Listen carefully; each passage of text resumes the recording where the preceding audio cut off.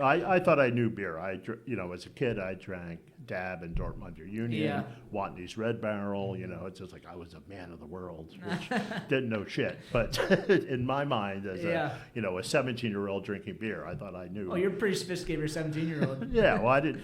I remember the first time I went to a keg party with my schoolmates, and they had Miller.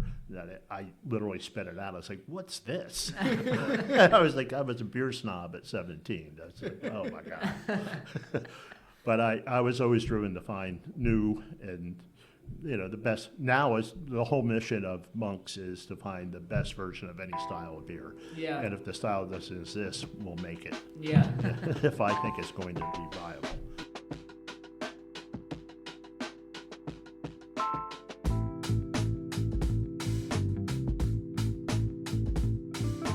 Welcome back to the Brewdad Podcast. I'm your host, Richie Tevlin, joined as always by Evan Blum. And today we have on the Godfather himself, Tom Peters of Monks. I don't Thank you really for need having to me. give an introduction to kind of what Monks is or who you are, but we're excited to have you in the studio. Excited to hear about you, your story, Monk's story, and really why we had you on here to try all these delicious beers. So Yeah, excited to get into it. I brought along some beers that I made with some incredible breweries. So I'm really blessed that I can go around the world and brew with the world's best brewers. Yeah, we do special beers just for Monks. Very cool. We just had Michael Rose on, so the Rolodex that he has and people that he's worked with was very impressive. Yeah. But you're talking about your best friends or very good friends with the Roy family and kind of all these other world-known brewery families. So kind of Sometimes it's good to be the old guy. yeah. It's funny the difference in presentation with Mike's New Trail cans and what you brought in. Yes, well, that's both great, but yeah. Well,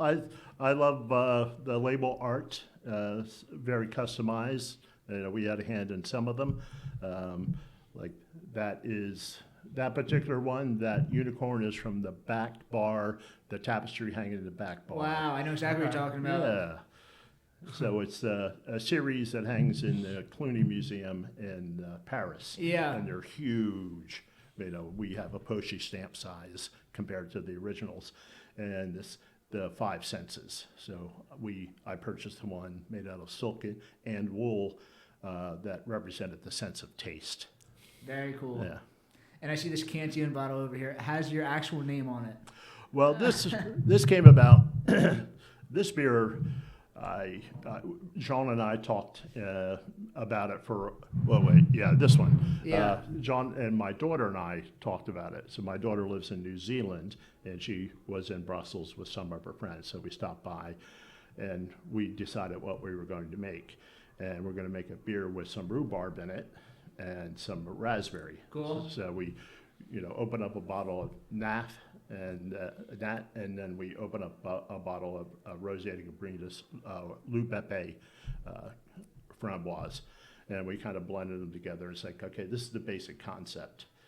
So when Jean said, okay, I have time to make this beer now, so he put the rhubarb in the cask, and it has a limited amount of time you can stay in there until it develops sulfur compounds. And so you have like a 3-day window. So he said, okay, we're going to do this on Monday. And he calls me and tells me. I was like, well, that's pretty interesting because my Eagles are in the Super Bowl on Sunday. Which one do you like more? I said, I'm not going to miss my football team. Yeah. And he's a big soccer fan of his football team, so he totally understood.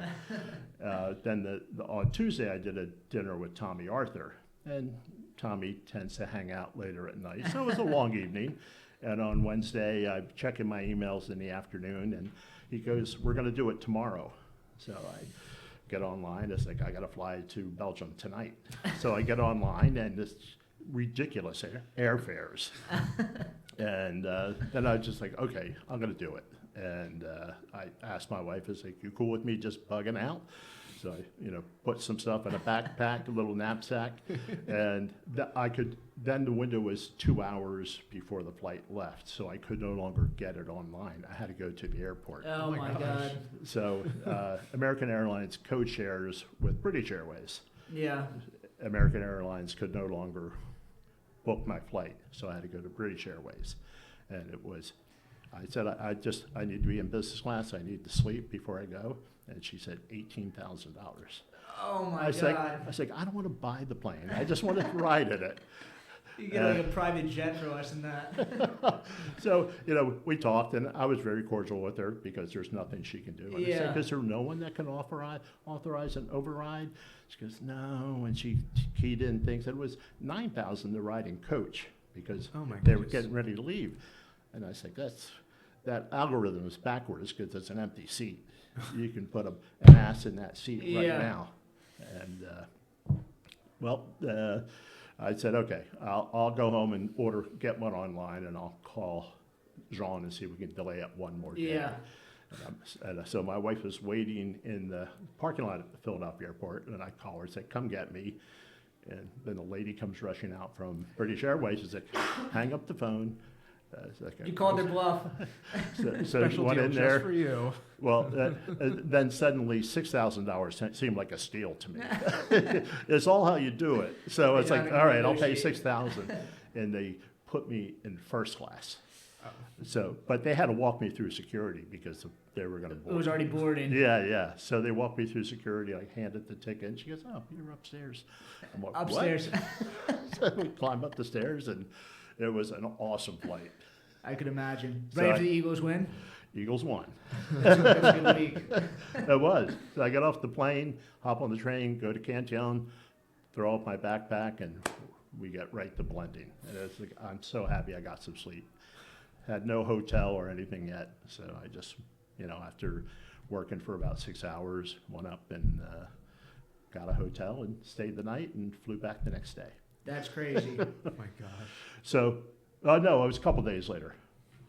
So when, it was there, I think I stayed 2 nights, and I said, I want to take some bottles home. And Jean-Pierre said, Jean's father said, there are no labels. I was like, make some for me.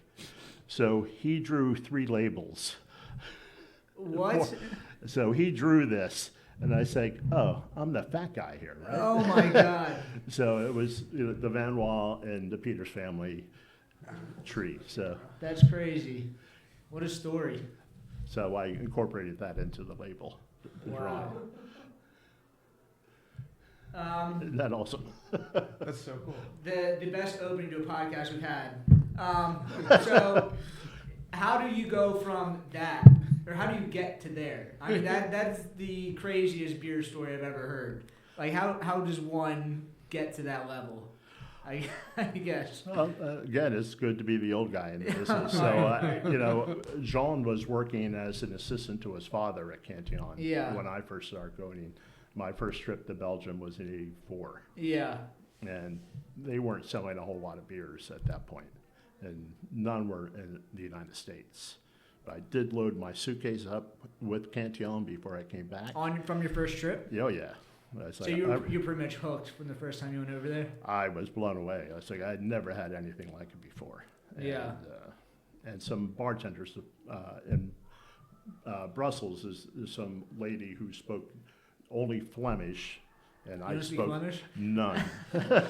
Just enough to get my face slapped. Do you speak Flemish now? A little bit. Yeah, enough to get not conversationally at Yeah. all, but I can get a hotel room, I can order food. Cool. Yeah, I can say thank you, and please excuse me, it's entirely my fault. So we won't slap you anymore. That's what anywhere I go, that's the first phrase I learn, is please excuse me, it's entirely my fault. Because I can tell when I've offended someone. Yes. So, shall we taste the beer? Let's taste some beer. So this was done for our 10th anniversary. So I do one every 5 years at Cantillon. So this is an older cork, which is why I brought a screw pull to pull it out straight. And hopefully this comes out. And we did this in 375s and in 750s. This is the only version that we did in both sizes. And how do these work? You just go over there and you blend some beer with them? This is the first time I ever blended a beer. Okay. And Jean led me through. We found the base barrel, the 3-year-old, and that's easy because there's not a lot of them. So you taste, I think he maybe had 6 barrels of 3-year-old. Yeah. So we tasted one, it's like, okay. And then you find a 2-year-old that'll enhance what you liked about the 3-year-old or complement it. And that was difficult. We went through a lot of barrels. Work is tough. But I take copious notes, and each barrel has a code on it from what season it is, what batch it was. Yeah. So how long it's been sitting there. Then we kind of skipped over the 2-year-old and went to a 1-year-old, found one that was really bright and citrusy and lively. And then we went back to the 2-year-old, and the batch that I liked the least, we tasted another barrel of, and it was awesome. So it really drove home the point of each barrel. You needed 3 to then fit the 2. Well, to do a Algouz, you have to do a 3-year-old, 2-year-old, yeah, and but 1-year-old. if you didn't like the 2, like you needed to taste the 3 also to kind of. Well, we had the 3 and we Okay. had the 1, but we revisited the barrels that are 2 years old. Yeah. And so the one that we selected for it was from the same brew batch as the barrel that we tasted in the first round. Yeah. That I liked But the it was least. just a different barrel. Different barrel. And just totally different. Yeah, so it made me understand how individual the microclimates are for each barrel and how that affects the final beer. And I mean, I understand the base, like you're tasting these beers and you're trying to like, get some more balance or like accentuate different flavors. But like when you're actually tasting it, like how does that process work? Because the beer is sour. Does it just destroy your palate immediately? Like No. how are you? No, they're subtle. They're elegant beers. So, and that's the first batch. So this was bottled. What year was this? Well, it would have been 2007 that we made the beer. Wow. It was bottled in January of 2008. Evan, how old were you in 2007? 10 years. What's 10 that? Like, I think you're Age- 12 years old. 2007, I was 9. I was 9. Voila. Wow. Wow. So the carbonation is obviously soft. Yeah.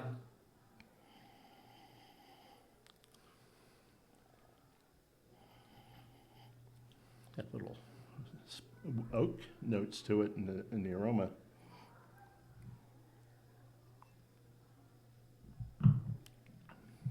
What are the flavors like for the 3-year-old versus the 2-year-old? Is it like distinct flavors? No, Different- each barrel is its own microclimate. So Yeah. you taste through and you find one that you think is really a blendable beer. There's some component of that barrel that you think, oh my God, I need to make a Do you beer guys with ever that. taste it and you're like, this is not it? Like, Well, you taste through the barrels. Okay. Yeah, it's when we did this one, we used 4-year-old barrels. Tasted one, I was like, ooh, that's definitely not it. And then when we tasted the 4-year-old barrel, the one, that's like everyone was like, yeah, this is it. So how do you like this? It's really good. I mean, it's definitely not. It's not as sour. I think you need to move the mic closer. Yeah, a to little you. closer to you. Okay.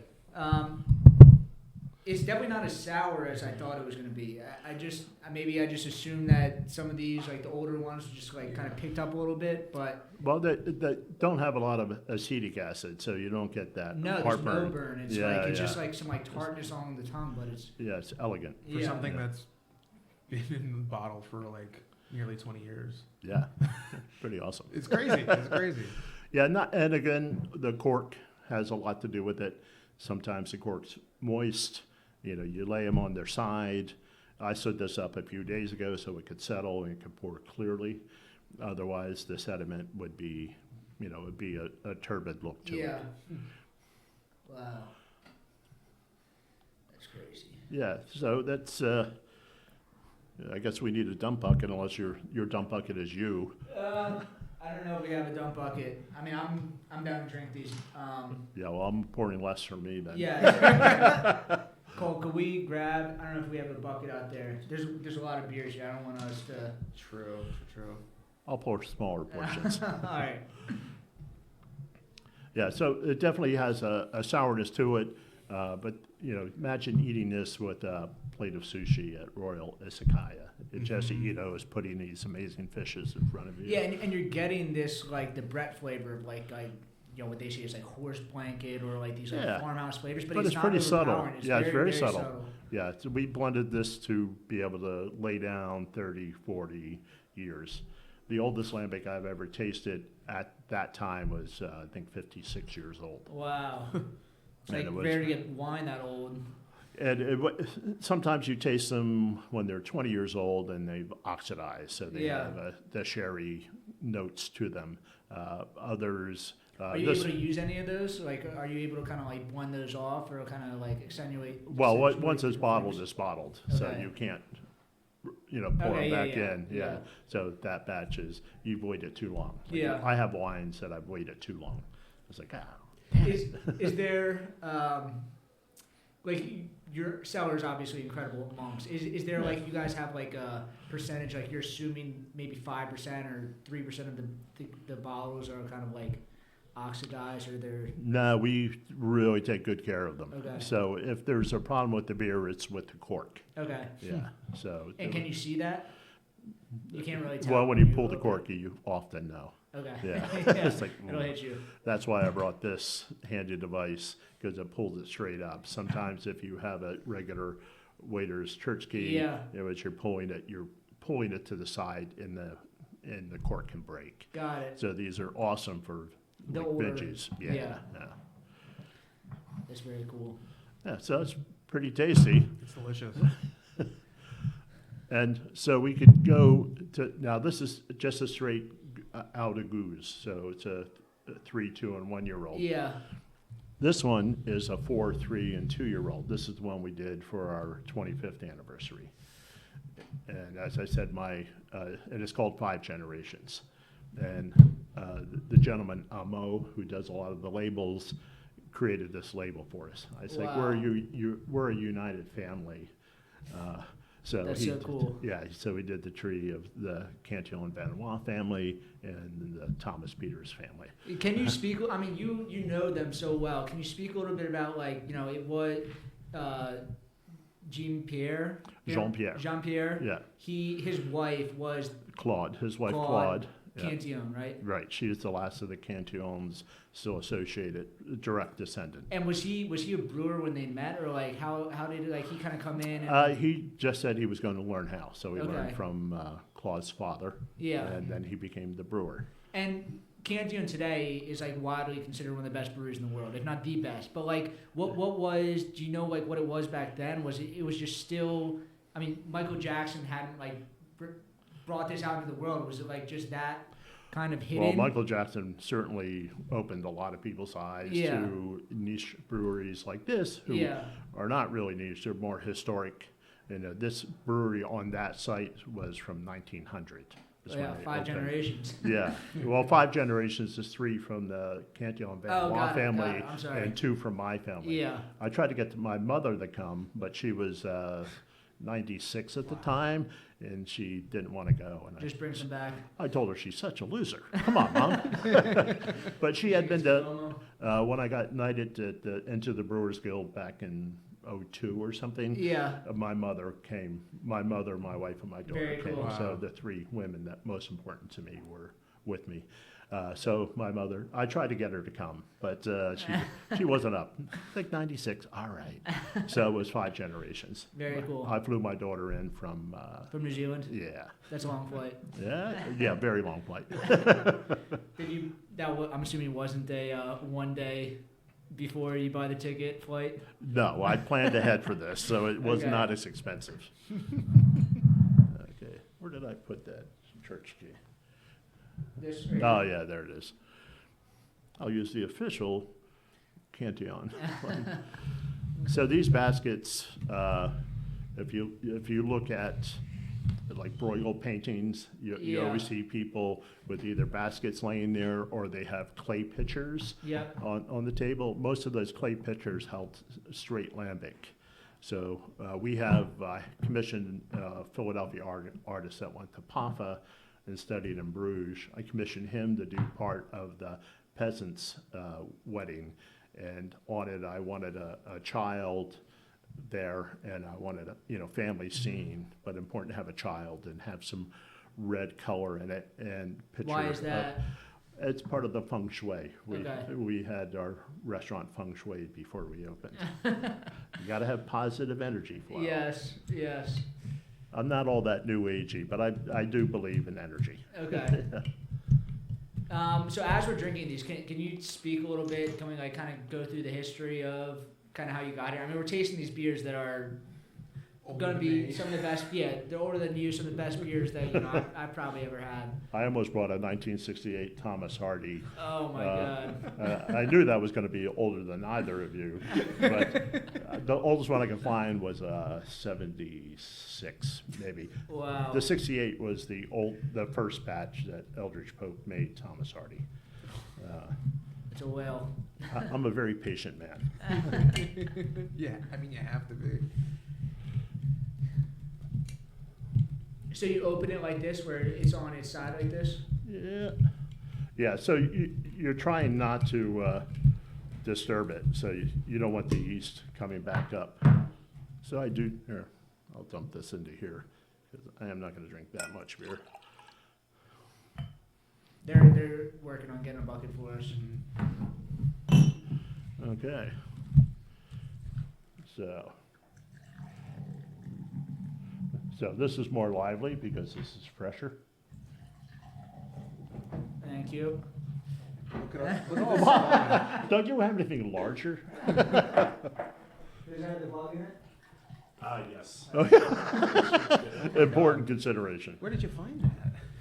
That was in the closet somewhere. That's a big closet. Fortunately, there's not a smaller one. Thank you so much. Thank Of you. course.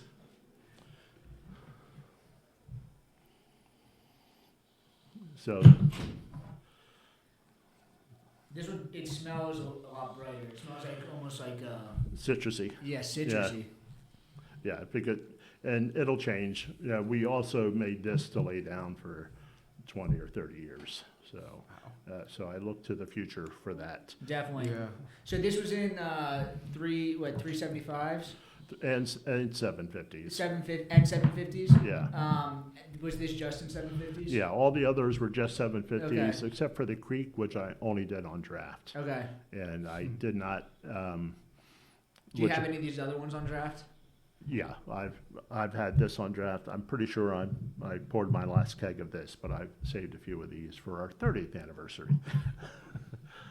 As you get older, you start planning ahead. Yeah. When you're young, it's just young and stupid. The Now 30th. I'm older and less stupid. Yes. Consistent. So if you want to Thank cleanse you. your palate, Definitely. when I go to beer festivals, I always have Yeah. a baguette. I feel like I'm a Frenchman. I should wear a beret. Better than the pretzel. Yeah, better than a pretzel. Yeah, because this is flavor neutral. Yeah. This is it's a little messier, but Yeah. Worry about that later. yeah. So this Metropolitan, they make good baguette. Okay. It's really good. So you blended this one as well? I blended this one with my daughter, Jean, and Jean's son, Florian. Yeah. So 3 generations from the Cantillon Cool. Benoit family and 2 from my family. Very cool. Yeah, and it was a great experience. And it didn't take all day. Sometimes they take hours to put Yeah. together. But this came together in just, like 3 hours maybe. We chose the barrels and then I guess it's luck of the draw, If you pick too many, you're picking like barrels, you don't know if they're going to be good or bad. And it's like, well, you taste them, that's the only way to know Yeah. whether it's not good or bad is whether it complements the original. So the Do 4-year-old barrels were in the sub basement. Yeah. And I think there were 4 of them. wow. And they're large, so we tasted through, and when we tasted the one barrel, it was funny that we're all tasting it, and we all look at each other with, our noses in the glass. It's like, yeah, this is This it. barrel. And there weren't a lot of 3-year-old barrels, so the choices were more limited when you had a 4, 3, and 2-year-old blend than a 3, 2, and 1. So you're blending it. Are there rules or are there like Like, what are the percentages of each? It really No- depends. no- It doesn't No matter. rule. Okay. Yeah, it's what works. Yeah. But to be an Oude, O-U-D-E, Yeah. it has to be a 3, 2, and 1 year old. Yeah. Hmm. So. So this has a little bit more acid in it, Mhm. but it has more citrus up front. I think the acidity will dissipate over the next few years, and in 10 years, this is going to be stupid good. Yeah. It's already stupid good, but Yeah, it has less of the farmhouse flavors. This is Mhm. just bright, citrusy, clean. well, the 4-year-old was really bright and citrusy, which was what blew all of our minds. It's like, wait, this has been sitting in this sub-basement, Yeah. and there's cobwebs all over these bottles. I'm Yeah. thinking, okay, let me see those bottles too, by the way. So we had Matt Farber on. He runs the Roland Brewing School, Mm-hmm. and he had mentioned that like a lot of these breweries, because the Brett and some of these other like microbes, they feed on like the longer chain sugars in the actual wood itself. So it's like the cobwebs and everything. Like the environment itself is like a part of the beer. Where Oh, yeah. breweries here, it's like it's so sterile. It's like it's stainless steel tanks. The brewery itself is all about like how clean you can keep it, Oh, yeah. like how perfect it can be, and it's cool. It's like no, we need this cobweb here. This is part of it. Yeah, that cobweb stays. Yeah. Yeah, you don't know where it's coming from. When Cantillon put a new roof, they had to put a new terracotta roof on over their cool ship. Yeah. They were quite nervous because when you pour the beer into the cool ship, and I don't know if you've seen a cool ship, it's maybe 15 feet wide and 15 feet long and a foot deep. So you have all the surface area exposed to the air. So when you pump the hot wort up there, the steam just starts rising. And the Cantillon has a copper one, and it's kind of fun when it first hits. You can hear the loud bangs of the copper expanding.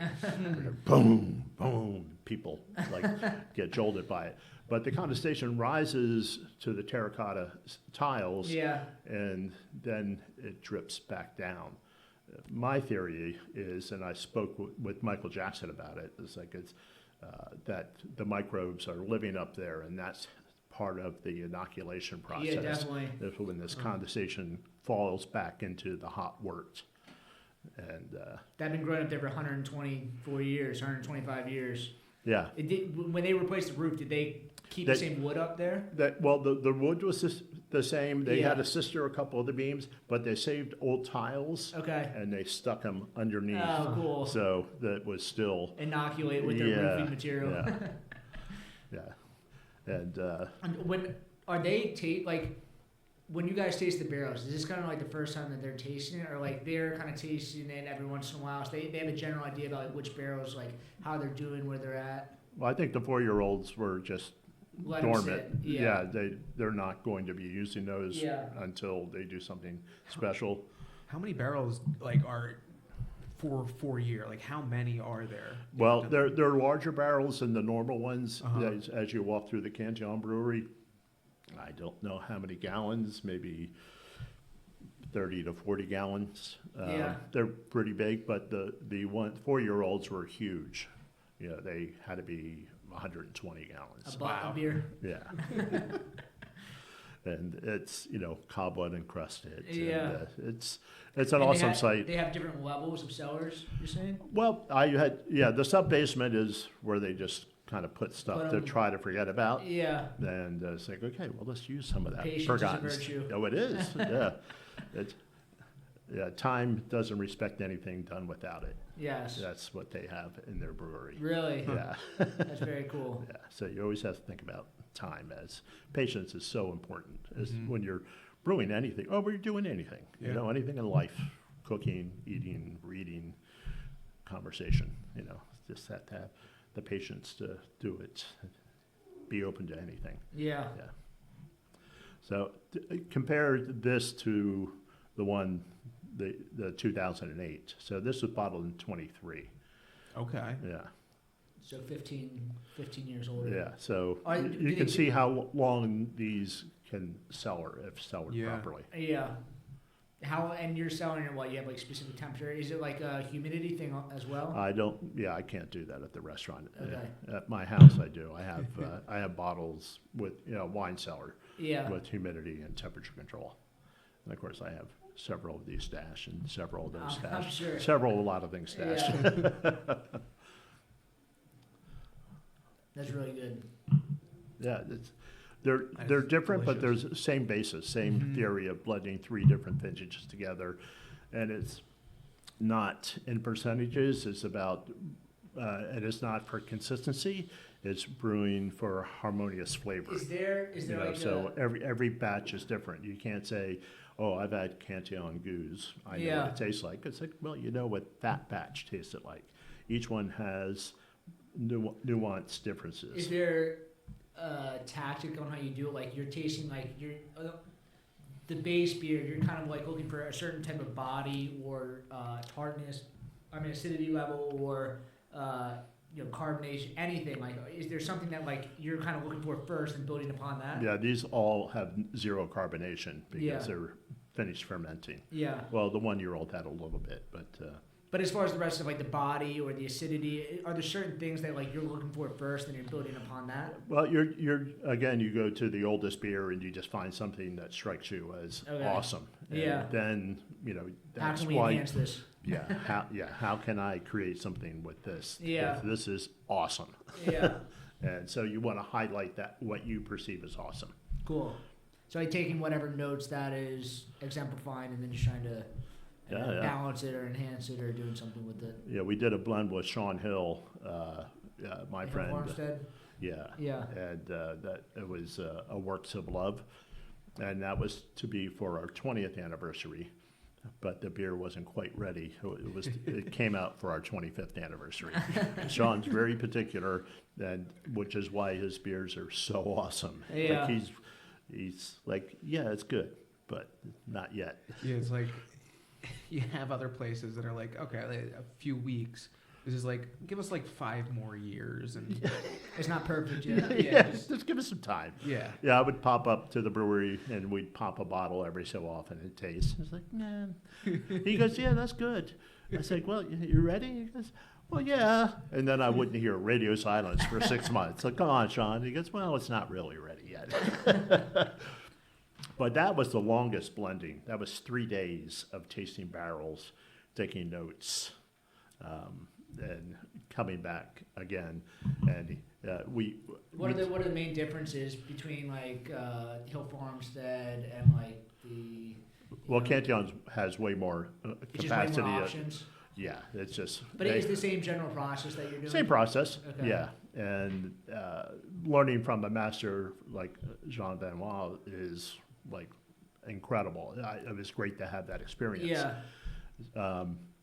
But when I went to do this 20-year anniversary blend, we tasted so many barrels, and we talked about Sean's a philosopher and a scientist and art lover. Yeah. Like he's a very complex. Yeah, it's a great blend, which is why his beers are so creative and so clean and beautiful and so well balanced.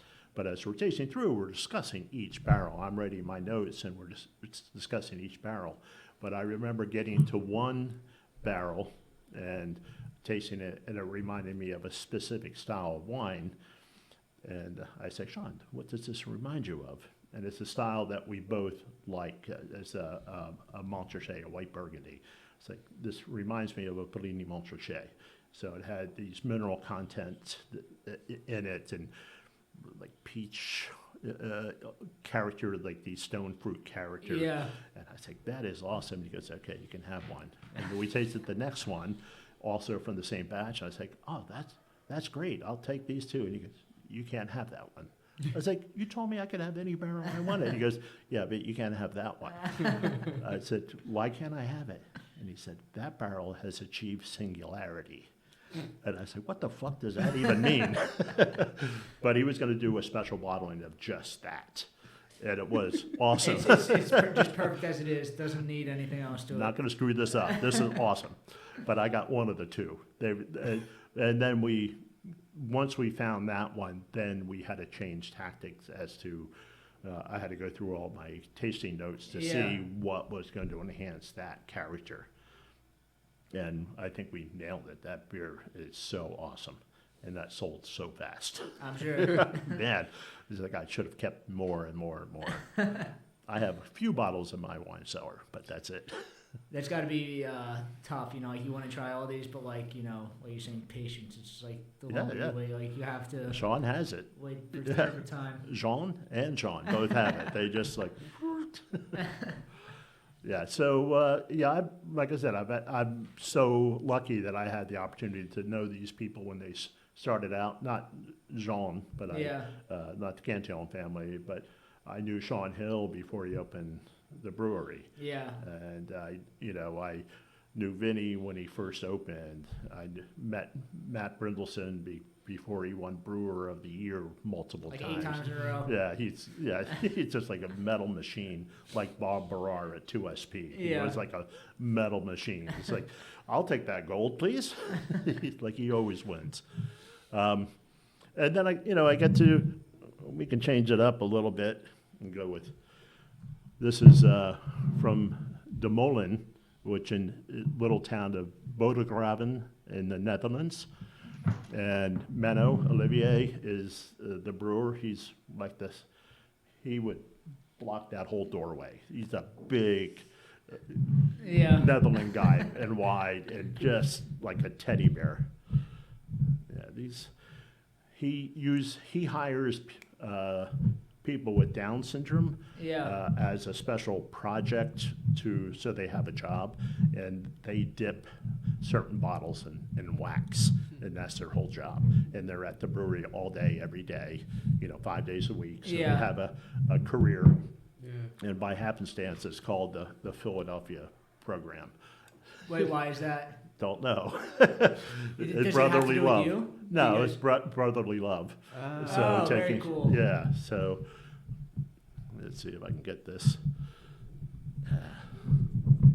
I don't know much about this brewery. Well, there we go. So De Molen initially, so I'm gonna dump here. You don't want to dump in our trash can over I here? will in a minute. So there, wait, let's just do these. Okay, cool. So this is an Imperial Stout. And before you even smell it, I have to give you some background. So this is the second batch. And it took me a year to convince Menno that of what I wanted to do would be viable. And I wanted to make an Imperial Stout with smoked malt, Yeah. but I wanted Beechwood smoked malt. Okay. So we used 20% of the malt bill for the first batch was Beechwood smoked malt. We used 60% Wow, that's a in lot. this. And it was, I've heard you say previously that you really like smoked malt. I think smoked malt has a wider range of character than most people think. Yeah. So there was no peat smoked malt in this beer at all Beechwood smoked. And it went through primary fermentation with a standard yeast. The first batch we used Guinness yeast. I don't recall what yeast we were drinking that day, so I don't recall what yeast we decided for the primary fermentation. Then he pumped it into Bowmar barrels, so from Scotland. And it's a very peated whiskey. So while there was no peat character in the beer we brewed, we let it sit in those barrels for 3 years, and we put pitch Brettanomyces in each of the barrels. Wow. So 11.5%. So chocolate and espresso. That smells so good. Wow. You get smokiness to it. That's like mole. There's like 1,000 Yeah, different yeah. flavors in this. Yeah, It's yeah. got some tobacco, some chocolate. Yeah, it's lots of depth. But the unusual thing about it is at one point on my palate, it tastes like a chocolate-covered cherry. To me, almost beef jerky, like chocolate covered beef jerky. I don't know. But there's no fruit in it at all. I know. Yeah. But it has like the sweetness from the alcohol. I don't know. Then the Brett hits you back here with the tartness. Yeah. There's so many going. Like, there's the 2 different types of smoked malts, and then there's just like it's also 11% stout, and then like the Brett. That's crazy. Yeah, that's. This could be one of the best beers I've ever probably had. Genuinely. Thank you. This is so good. Yeah, it's. Wow. He's a great brewer, and he's just an amazing man too. And what do they brew mostly? I mean, I imagine this is what they brew mostly. They do a lot of big Stouts. multi beer, Okay. and they all have like 2 names, Heaven and Hell, and things. So Rook and Lear is smoke and leather. So I do get some leather, yeah. yeah. So that the leather's from the Brett, smoke is from the malt. And he goes, "Is this like an S&M beer?" And it's like, "No, give me the smoking leather room. Come on." That's crazy. But it's so many flavors that continue on. But Yeah, you like, know, it'd I've be great done with the jerky. mole. You're right. That It was. It tastes that just now. like it. It's got the sweetness and like the. But the 11 chocolatey. 11.5%. There's and with Percanomyces, there's no sugar left in this bad boy. Yeah. Yeah, it's just That's tricky. when Felicia helped me brew this, and she been my assistant for many years, and now she lives in New York, and she does our social media. Okay. Just nails it. But she and I were unwrapping all the malt bags to dump into the hopper or to grind. And you have to, I don't know if you've ever opened malt bags, you have to pull the string just right or else it just all bunches up. You get good at it, but you pop the second one in and then you pull it off at a certain angle and it all comes off. When you do it right, it feels good. When you don't do it, it's But very when you're under frustrating. pressure and it's a Yes. big mill and you have, 50-pound bags of malt and you're trying to like really, Yeah, and they're looking, Like, the come brewers on. looking down at you and they're like, "What's going on?" You're getting too much we had to water." hit stop a couple times. It was like, stop, because we just couldn't get it going. Felicia said it was like Lucy and I Love Lucy at work in the chocolate line. Everything Yeah. was going too fast and she starts eating them and stuff. It's like we were just trying to get these things into the mill. It was a fun day, but the beer turned out awesome. Yeah, this beer's amazing. It's, What year was this beer? this is probably 21. So they label it for 10 years, but it can go 50. Yeah. Yeah, that's really good. I mean, it's 3 or 4 years old, and like you said, you taste like we keep aging. I mean, I feel like it's perfect right now. And it's like just keep changing, but like different type of perfect. This was a plate of cheese. Yeah. Yeah, it's What over the course of if you age it another 10 years, like what would the differences in flavors then? we'll find out. Yeah. Yeah. I bought 80 cases of it. Oh my gosh. Yeah, So I had to get a whole container. I had to finish filling the container, and it was 2 pallets. I'm like, I'll take both pallets. Wow. And I said, you have to hold one of the pallets for me. So when you got started, I mean, you came home back with these beers in, I'm assuming, your suitcase the first time. Oh, I believe that might be illegal. I would never do such a thing. You did all above board, but Yeah. when you got back and you're like, I want to start getting some of these beers over here. Yeah. It was Eddie Freeland, I guess, was the importing distributor that was like bringing. Yeah. Was he the only person that was bringing any of these beers over? Well, it was Don Feiberg and Wendy Littlefield who had Van Bergen de Wolf. Okay, And that was they were- another beer distributor. That was an importer. Okay. Eddie was not an importer; he was a distributor. Okay. So Don and Wendy Van Bergen de Wolf brought in Duvel, DuPont. And are they just in Philly? They had the national Okay, import and it was just beer, or were they doing beer and wine and kind of all different things? just beer. Okay. And then Charlie and Rose from Merchant de Vin, they were bringing in Lindemans and Orval. They were just bringing in like all these niche things. And Yeah. Charlie Saxon was bringing in Corsendonk and some other beers. So I would reach out to the importers and tell them, like, here's a beer I would like to get. Could you bring that in for me? Then you'd have They to just find a figure out a way to distributor. get it. Yeah, they would just go to the brewery and make arrangements. They had a license to do this and ship it to Antwerp, put it on a ship, come into Newark, come off. go to a distributor, and then Eddie Friedland would bring it to me. But Eddie Friedland was the only person out there, as a Philadelphia distributor, willing to take the risk of doing that. Okay. Yeah. So I heard in another podcast that he did that. Like when he brought you, I guess it was it Cantillon or something? No, not Cantillon. It was Chimay or something. Mm-hmm. He brought the glassware also.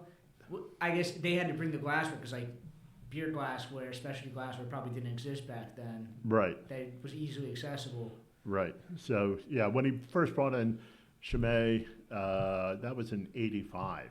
Okay. Or 86 maybe. I was still working at Café Nola when I was on South Street before, next to the TLA. Yeah. I was talking to the owner of the restaurant. The owners, Bill Curry and Judy DeVagaris.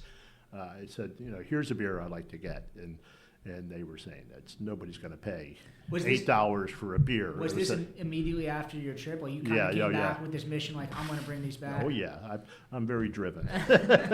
I thought I knew beer. As a kid, I drank Dab and Dortmunder Union, Watney's Red Barrel. It's just like I was a man of the world, which didn't know shit. But in my mind, as a 17-year-old drinking beer, I thought I knew. Oh, you're pretty sophisticated for a 17-year-old. Yeah, well, I did. I remember the first time I went to a keg party with my schoolmates, and they had Miller. That I literally spit it out. I was like, "What's this?" I was a beer snob at 17. I was like, "Oh my god!" But I was always driven to find new and the best. Now is the whole mission of Monks is to find the best version of any style of beer. Yeah. And if the style doesn't exist, we'll make it. Yeah. If I think it's going to be viable. Yeah. Yeah. So it's Bernadette worked with me. Bernadette Rowe was my first partner I brought in. Yeah. After I bought out my business partner Fergie. Yeah. And everybody knows Fergie. I didn't know that you were. So when you started Monks, you were in business with Fergie? Yeah. Yeah. Okay. He was a bartender at McClinchy's. I was running Copa 2. Okay. And we talked a lot. We were friends. Yeah. And when he was getting ready to open Fergie's Pub, and he goes, "What beer do I have to carry to get you into my bar?" Yeah. And I say, "Well, you have to have 3: Sierra Nevada Pale Ale, Chimay, and Dougal." And he went in, he got all 3 of them, and I went in before they opened, and I bought the first beer at Fergie's. Nice. He goes, no, that's not me. I was like, no, I want to buy the first beer before you even open to the public. So I bought the first beer. Nice. And then I had the idea for Monks in my head for like 5 years. I had already written a business plan, and I was already scouting locations, but I didn't have enough funding to do it on my own. And then Fergie and I were just having some beers one day, and he said, "Well, hey, let's just do this." And we found the location, and we did it.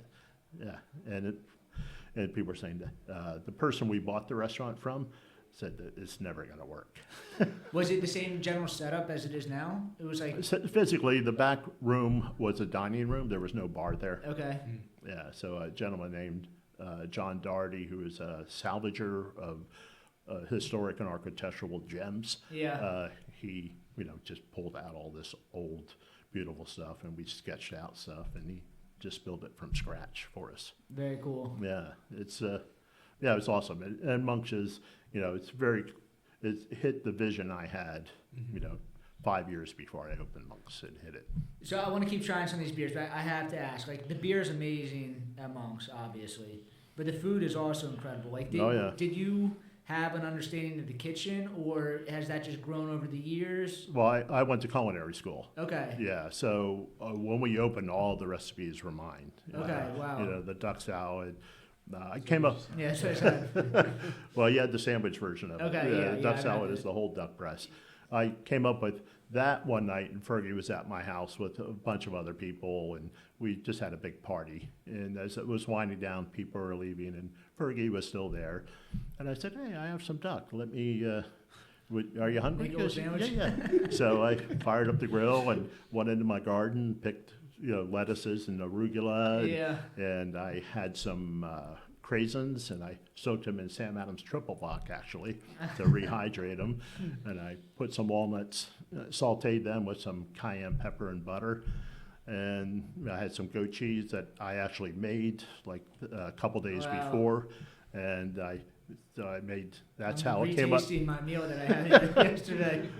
So I was in a rather advanced state of refreshment by then, but I was really happy with how it turned out. So You were cooking. yeah, I was cooking. So that became one of our staples from the get-go. Cool. And like all the recipes were mine to begin with. And then we had a chef, Adam Glickman, who did a great job. He and I would collaborate on a lot of things, bounce ideas off of each other, and get in the kitchen and cook. But when Monk's first opened, I was in the kitchen day and night. Wow. Yeah, for the first several months. Wow. Until I had everybody trained up, and then I was like, okay, now I can be out front. It's like Yeah. the easy part of the show. This episode of the Brewdat podcast is brought to you by Zilka & Co., your trusted regional brewing supply partner. Family owned for over 100 years of business, Zilka delivers world-class products at competitive prices with flat $5 delivery fee. No pallet or liftgate charges, thanks to their own fleet of regularly maintained trucks. With locations in Allentown and Hunker and a technical brewer on staff, they provide the expertise and service your brewery deserves. Reach out to Brad Adelson in the show notes and let him know Brewdat sent you. I guess, we have so many beers. Yeah.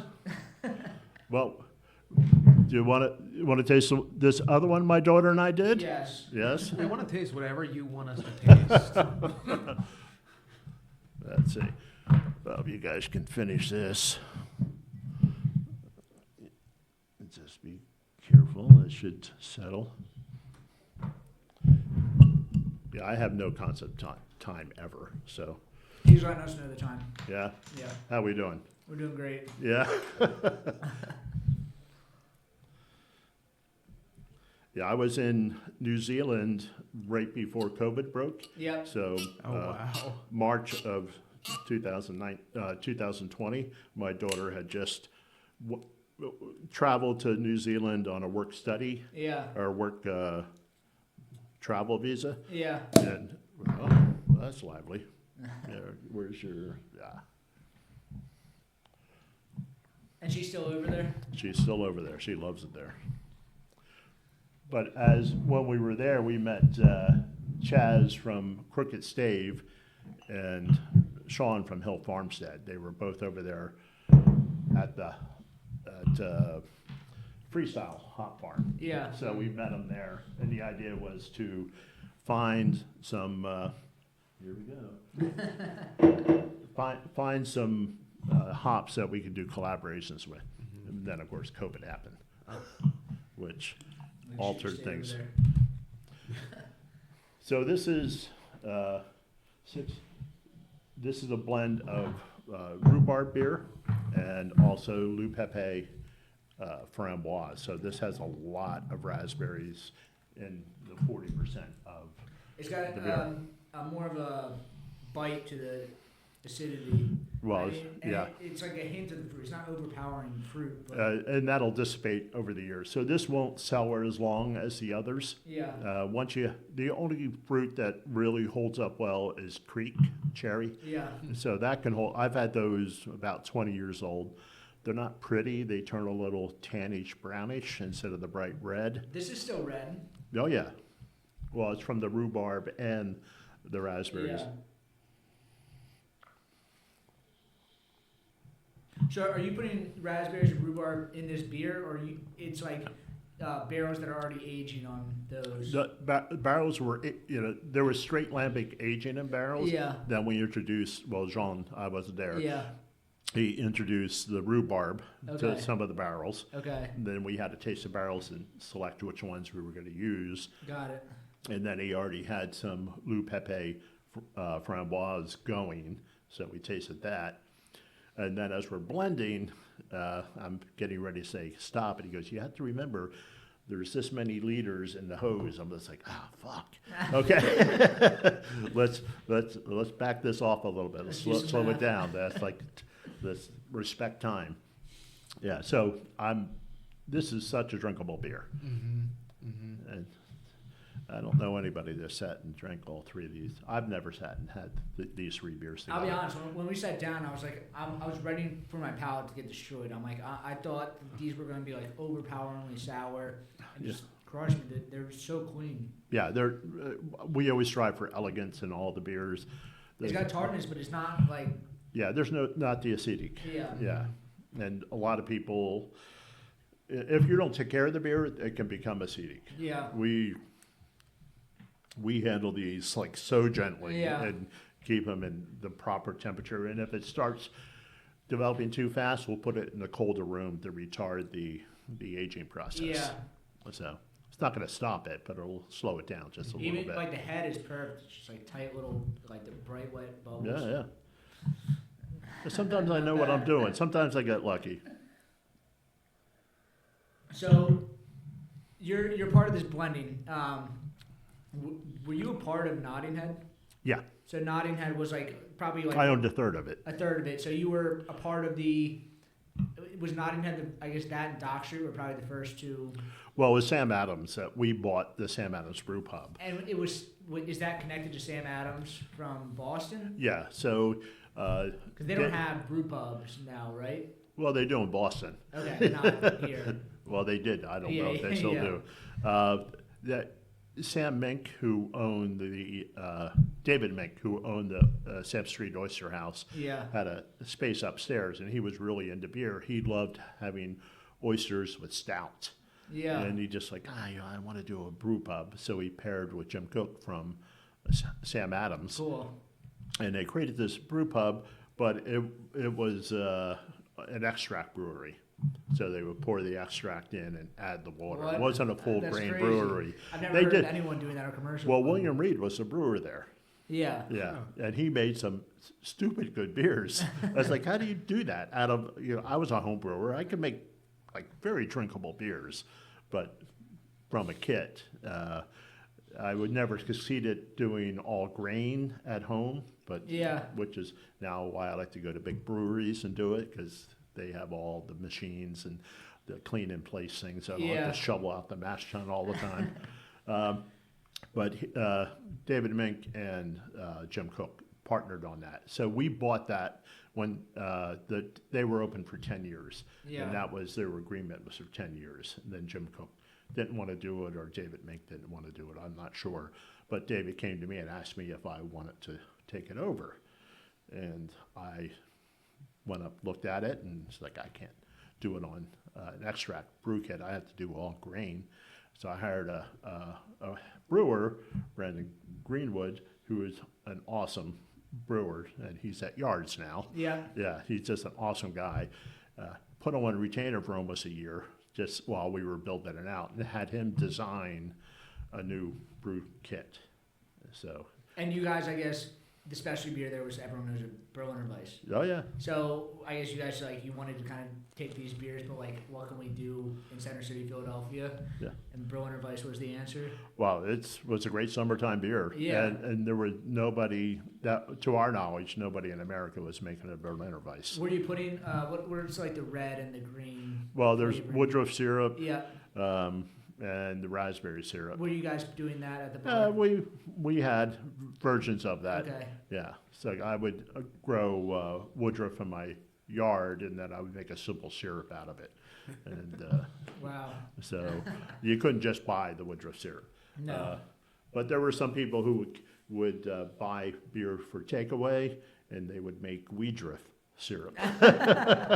Still green, but different effect. That's funny. Yeah. I didn't ever taste that. Like beer's good enough. Yeah. Yeah, I did a couple classic beers like Monkey Night Fight with lemongrass. That was an awesome beer too. Yeah. Yes. That was a triple. No, I don't think it was a triple. It was lower ABV. Okay. Just another summer bright, refreshing Got it. beer. So you guys like this one? Yeah, this is really good. It's like a different angle. Like the one we had was super citrusy. This is fruity, but it's not bright like lemon citrusy. This is Right. like you said, the rhubarb and the raspberry. Yeah, you get that raspberry tartness Yeah. and the earthiness of the rhubarb. So I thought that blend of character would make for a good beer. Definitely, it's a little bit earthy. I think it's a little bit more bite, like sour bite to it as well.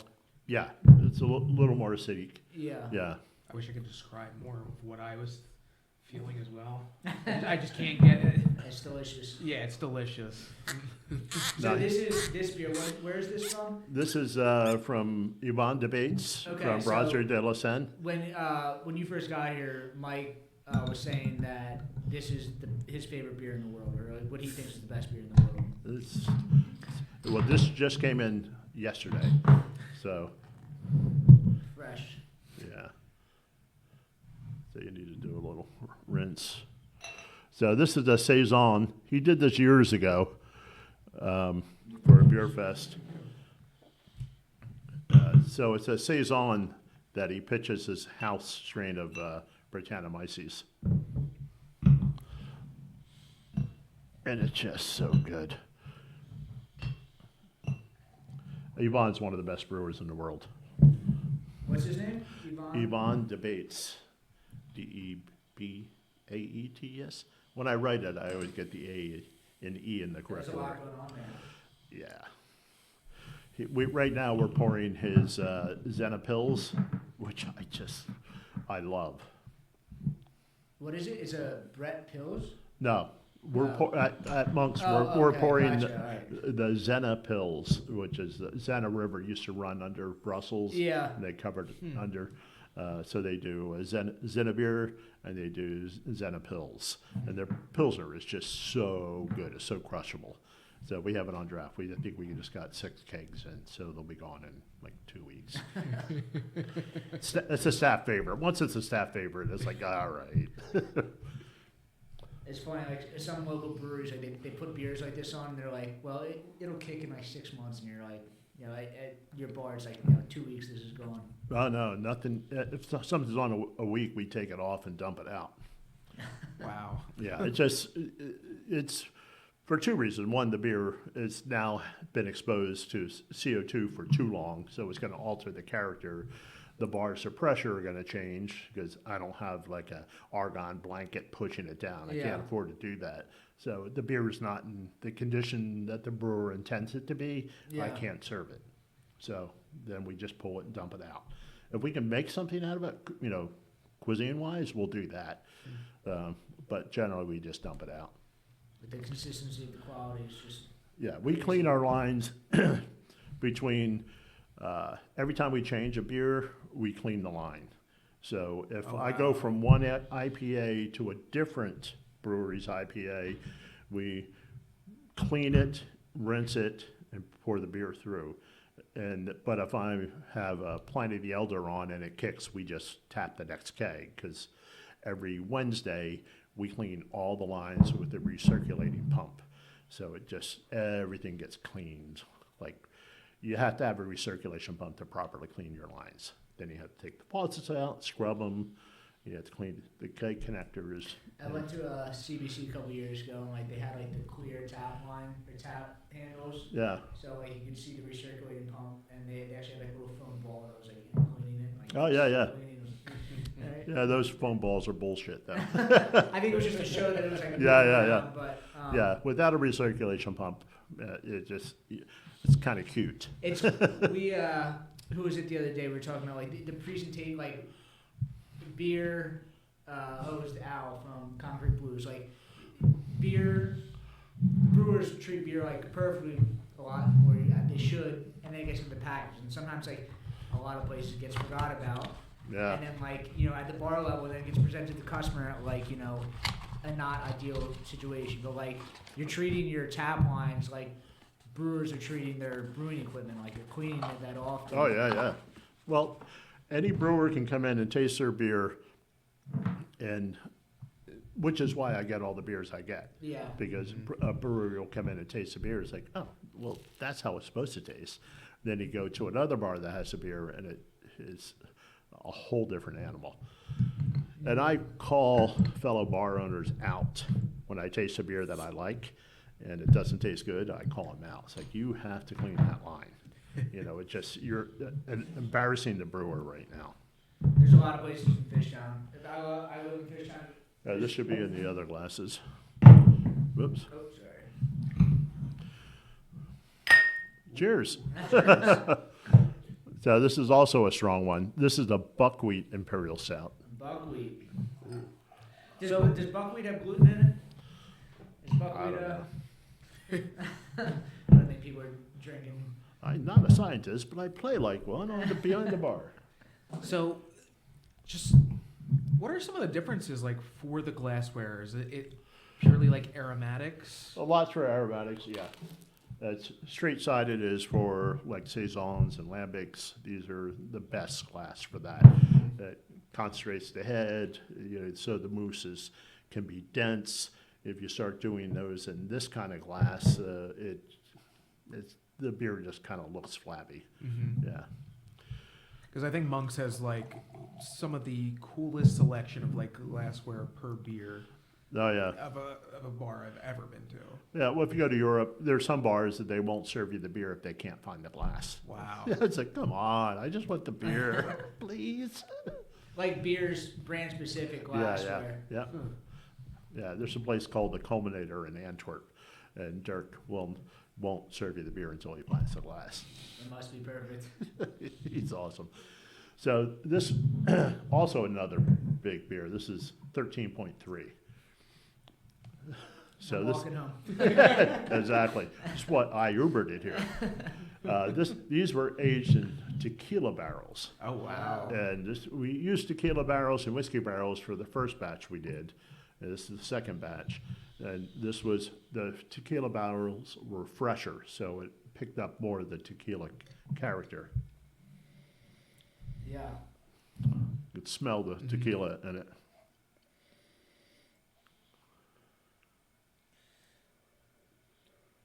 Yeah, it's really good. It's really chocolatey too. Yeah. Yeah, I think a lot of people would think we added chocolate to it. But now this brewing experience at Firestone Walker is we didn't get to do anything. You just kind of press the button and then everything happens. Everything's sealed. Yeah. It's a very high-tech sanitary brewery. So it's Matt Bernaldson's like a scientist. that is They're like awesome. the top hop scientist. Like, he understands. He's like the leading hop scientist in the country. Like, just took over brewing. Yeah, he's awesome. He's adorable. And he also turned me on to a wine fest, the Hospice de Rhone, which happens in Paso Robles, I think every year or every other year. And it's all the Rhone winemakers that make Côte Rôties and Chateauneuf of the Pops and all these awesome big-bodied wines. They all come to Paso Robles because the terroir is very similar, and that wineries there make those Petit Syrahs and those type of wines in that area. So it's the largest Rhone festival in the world is in Paso Robles. So Matt turned me on to it, and I went out to it. It was just an incredible meet Gigal and Beau Castile and all those guys. It was awesome. But there's another winery there called Saxum. Yeah. And it's was rated one of the top wineries in the world, but you can never get it. It's such a small winery. And Matt's like, oh, I know the guy. So he takes us over there, and we're tasting it out of the barrels. I was like, oh my God. So can I buy some wine? He goes, well, you have to be a member of the club, and that's a long waiting list. And I was like, well, if I say I know, I was like, how long is the list? He goes, about 3 years. And I was like, well, if I say if I name drop, and he goes, then it's 5 years. I was like, well, I don't know this guy. So, but I now get that wine. Wow. Yeah. Patience again. Yeah, again. And it was worth the wait. Yeah. Saxon makes some incredible wines. So this has complexity, but it's totally different than the complexity of this. To basically the same style of beer, made with different ingredients. This was buckwheat, this with beechwood smoked malt. So you can do the same style of beer, just change one or two aspects of it, and it's a radically different beer. I think the chocolate flavors of this go really well with the tequila, undertones on it. Yeah. I don't think those two things specifically go together, but I think that the hint of tequila, I think, like kind of enhances the chocolate. The tequila aspect is tamped down a little bit now from the first. I was just like, wow, it's just like doing a shot at a beer. No, it's really good. Okay, and this one I did with Tommy Arthur at Lost Abbey. Felicia and I were on the way to Coachella, because it was supposed to be Radiohead, Beyonce, and Kendrick Lamar. You went to Coachella? Yeah, so That's a pretty good lineup. yeah. Well, then Beyonce went and got pregnant, ruined the whole thing. I was like, God, what an inconsiderate bitch. But they substituted Lady Gaga, which didn't thrill me. But it was a great thing. But we went down to see Tommy, and we blended this beer for our 20th anniversary. And what is this then? This is 24 steps, and we have 12 steps to the basement of Monks. Yeah. And okay. I wanted to call it 12 steps, look, but it has monks on it. yeah. That's so cool. Oh, that's sick. So all of their labels, they have a painting of. They have an artist who does the actual painting. Yeah. And no brewers get in to see my beer room. Yeah. And Tommy was trying to get get into my beer room. I was like, well, you bring me the original painting of that, and I'll take you on a tour of my beer room. So he came out for another event. I think he was doing something in New York, and he goes, okay, can I see the beer room? I was like, where's the painting? He goes, well, we didn't bring it. I was like, well, then you don't see the beer room. Yeah. I thought these were the instructions were clear. Yeah, come on.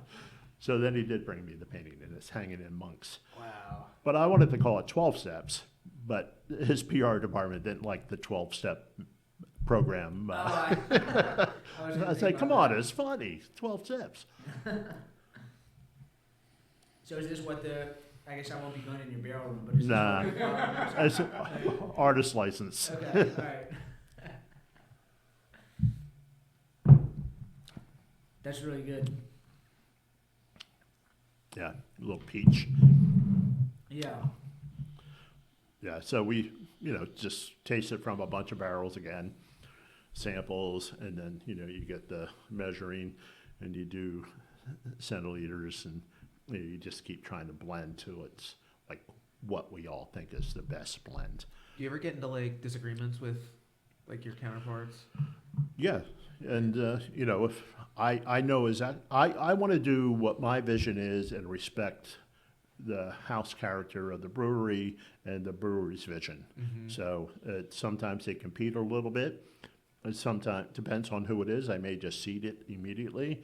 And sometimes they're absolutely right. When I just like, well, let me just walk around and drink some water, and I come back, and sometimes it's like, yeah, you're right. This does taste better.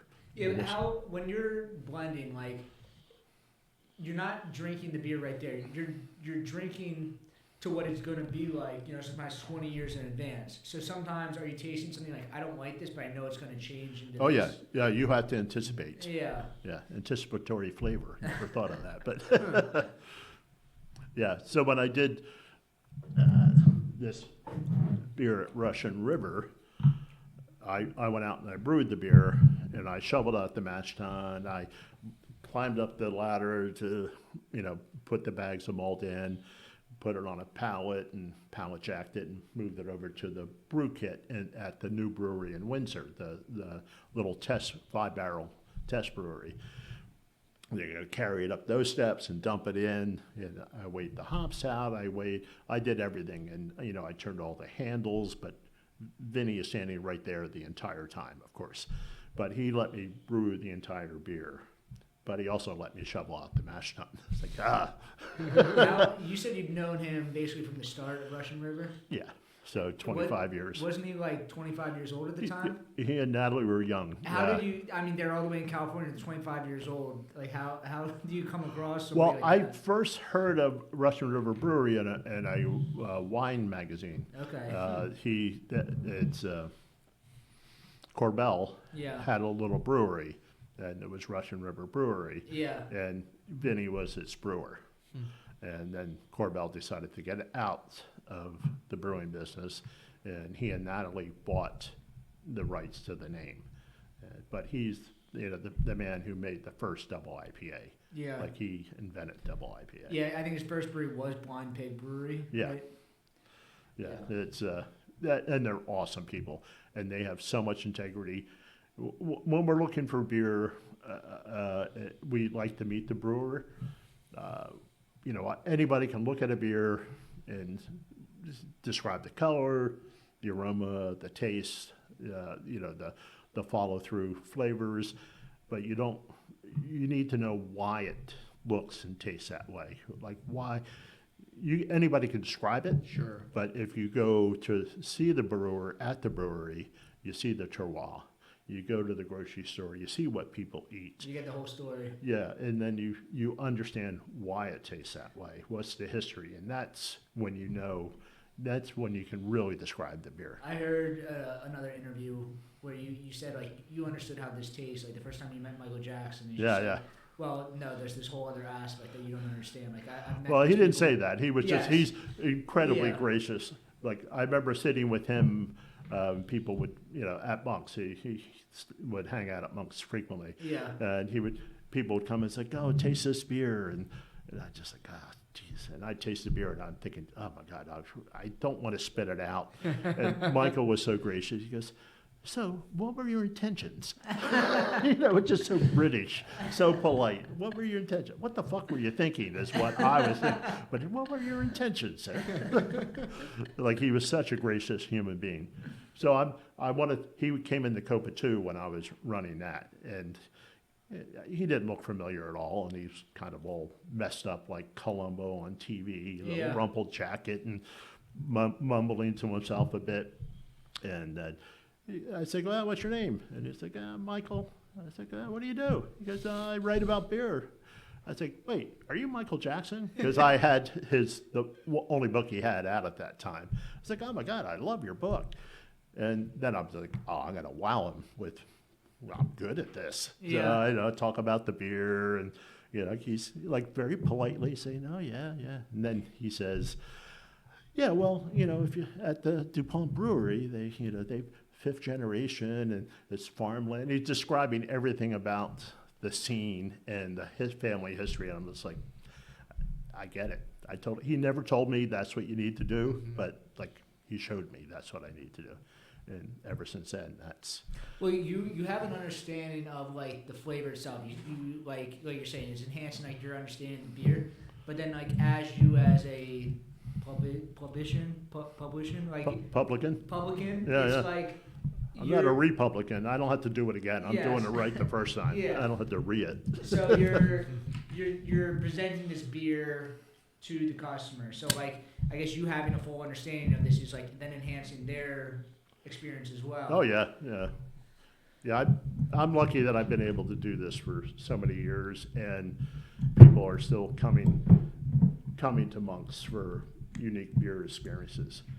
The unfortunate part of it is we love a lot of the local breweries and some other, semi-national brands, but they don't sell at Monk's. We'll buy the keg, and then 5 days later, I'm pulling off and dumping it down the drain. Yeah. It just, if they can, like some beers are ubiquitous, they're everywhere.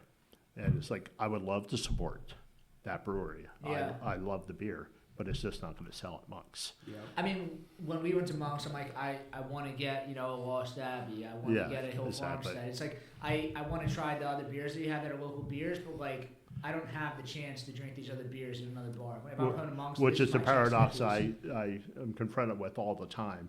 It's like, you don't support local beers enough. It's like, we try. We do everything we can.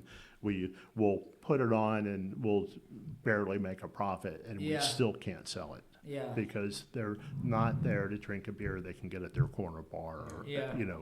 50 bars within, 10 blocks of Monk's. Yeah, I mean, They're looking for something unique. it's a very it's an extremely interesting paradox in the sense because you did grandfather in a lot of beer into the city that evolved and made all these locations in a way, but then in turn it's like making the profit and actually like people are going to Monk's for the unique beers that they actually Yeah. can't So get it's other places. kind of created a monster that I can't. Even though our desire is to really support like Sam from Dogfish Head and Tommy from Yards, like I'll put something on, but I have to get sixels, so I can't buy a half of their beer. Yeah. So, and hopefully I can sell through it in 5 days, but sometimes I can't because people aren't there to drink 60-minute because they can get 60-minute at McLinchey's maybe. Yeah. You know, it's just like it's something that gnaws at me at times, but I also, and sometimes I think their version is the best version of that style, but I can't get our guests to buy into it. My coworkers will buy into it. We can't get the guests to buy into it. You know, and I just tell people if it's on tap here, it's the best version of that style Yep. that we can get our hands on. So this started as a saison. And it just says beer aged in oak. yep. It's like, all right. And this is technically a contract brew, and I never carry contract brews, but since I brewed it, so Vinny can't sell it at Russian River because of the arcane California laws. So I got You're the only person who can 100% of it. So we just bottled these. So I brewed the beer, I loaded the bottles on the bottling line. I filled the boxes. Somebody else saved them and stacked them. Yeah. So I wanted to do everything with this beer. So it All the way through. Yeah. So that was awesome. It was a 6-month span. So we brewed the beer, chose the barrels to age it in, which is his Sonambic. So Sonoma Lambic, drop the L. Yeah. Out of respect for lambic producers. So I asked him to empty those barrels, Sonambic barrels, hogsheads, and put it in the stainless steel kegs, and just hold on to them till see how our beer turned out. Not to rinse the barrels, just to pump our beer into it. And then I went out 6 months later and tasted all 4 barrels. We used 3 of the barrels of the beer I helped brew with Vinny, and then we used a keg of the Sonambic, the spontaneously fermented beer. So that's how that got created. But the 4th barrel we didn't use, David Keane used in his 35th anniversary beer for Tornado, which I thought was awesome. Yeah. It's kind of like, you guys are both almost getting like part of the same family tree. Yeah, well, he's a member of the PNC, the Publican National Committee. So Is that what this is called? yeah, PNC. Okay. Yeah, so it's a group of bar owners. It was Falling Rock in Denver, which unfortunately is closed. Tornado in San Diego. Ian closed that. Tornado in Seattle. Matt passed away. And Tornado in San Francisco, which is now up for sale. So I am going to be the old guy, the oldest guy doing it, and Jesse from Apex in Portland, Oregon. So it's just a bunch of us would get together and talk about beer at the Great American Beer Festival. We go out for dinner, just talk about how we source different beers, and then we decided, hey, why don't we just go buy, make our own beer to sell at our bars. And that's what we You guys did. are all kind of thinking the same way, put your heads together. And Yeah, well, we're all very opinionated. It was always fun hanging out. Well, it was a great crew. Yeah. Some late night conversations, Yeah. arguments, whatever. Yeah, Fergie and I would just go out and do that, Bernadette one on a couple of them. My newest partner, Rick, who I hired as a dishwasher at Copa 2, like, 35 years ago, maybe. And then he was a cook and then a bartender. He became a bartender at Monk's, worked, probably close to a dozen years. And then I asked if he wanted to be a partner. Cool. So 2 20-year plus coworkers are now my business partner. Wow. Yeah, which is awesome. They're great people. But I took Rick to Belgium a couple times in the last year to meet a bunch of brewers. So it's kind of an epiphany to do that. It's great to see Belgium through a fresh set of eyes too. Yeah. Yeah, I'm sure. Like sometimes you see stuff and like you've seen it so much now that's It's like just- seeing it from somebody I'm else. just it's like- walking past it like it's a Yeah. row house in Rittenhouse Square or something. Yeah. Well, those I look at because they're expensive. So I think the beer scene is still going strong in Philly, especially. Yeah. I think it's the best beer drinking town in the country. I think Don Russell is the one who coined that phrase. Yeah. He and my God, I'm spacing on his name from Museum Catering.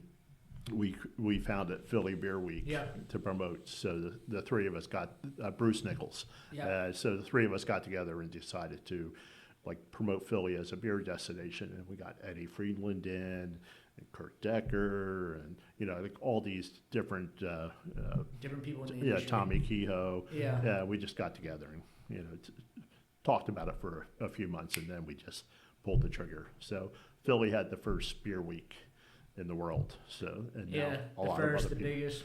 Yeah, the best. It's best. Philly. It's the best. Come on. Yeah. So do you enjoy the beers? This was some of the best beer I've ever had in my entire life. Cool. Thank you. When we invited you on, we were like, I'm really hoping you bring some good beer. And I was when you were, We're really hoping Tom comes. yeah. And then who's your partner, the social media person up in New York? Felicia. When Yeah. she DM'd Evan the other day, she's like, "What type of glassware do you have?" And we're like, "1, I'm embarrassed that we don't have the right glassware. But 2, I'm really excited because it means that he's bringing some good beer." So. And the other thing is, we were literally about to walk into Monk's as I got that message. To, Then you see the glassware we have. Yeah, It's like, exactly. uh-oh. Yeah, we don't have that. I wanted to bring sturdy glasses because I was carrying them. No, this was incredible. Thank you for coming on. Thank you for having me. It was a lot been of great. fun. Yeah, it's great to share beers with people who appreciate them Yes. and that promote the Philadelphia beer scene. I think you guys do a great job and keep doing it. Thank you. Yeah, Thank you. It's awesome. We're attacking Gen Z. We gotta get them in the Yep. crowd here. So that's our plan. And we can follow you guys at Monks online. Yeah, social media? at Monk's Cafe Philly. At Monks Cafe Philly. Yeah, so it's on Instagram, and that's the best place to see it. Cool. Tom Peters, thank you. Thank you. And then you can follow us at Brewdat at the Brewdat podcast. Subscribe on YouTube, and we'll see you guys next week. Sweet. Cheers. Awesome. Thank Thank you. you.